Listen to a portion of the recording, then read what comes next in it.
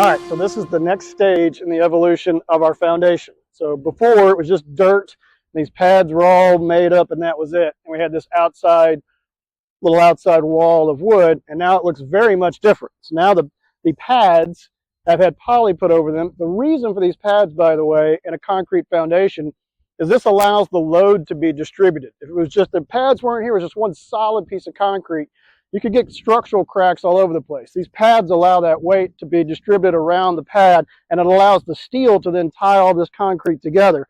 That's what gives it its strength. It's not just the concrete, it's this steel that's been laid inside these beams that holds the concrete together at multiple layers. That's why it looks the way it looks. This is a slab that is ready to pour. So a couple other things that are different from the last time we saw this. The additional piece of wood here, that's what we call our brick ledge. That means this house is going to have brick or rock on the outside. It's not just going to have siding on it. If it was just siding, you wouldn't see this.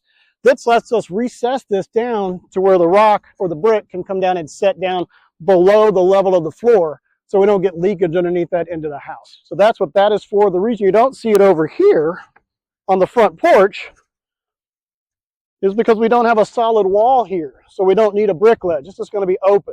So the brick's not going to sit down in here, so we don't see that brick ledge on that part. That's how you can kind of see where things are. Over here on the back, you can see where the back porch is. It seems like it just sort of got this piece of wood just sort of floating out here. That's where the house ends and the covered back patio begins.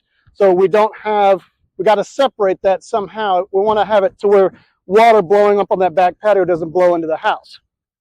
Over here you can see some more floating wood. That's where the master shower is going to go. We always recess our shower pans, whether it's a master shower or it's a hall shower.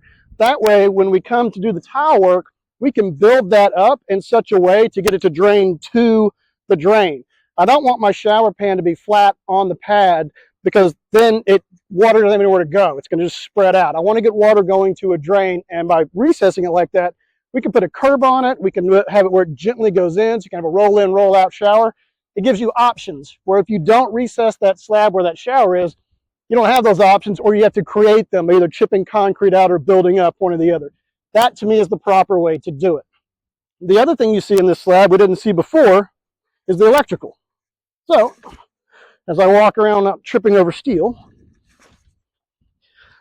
these are our floor plugs. So this is the living room.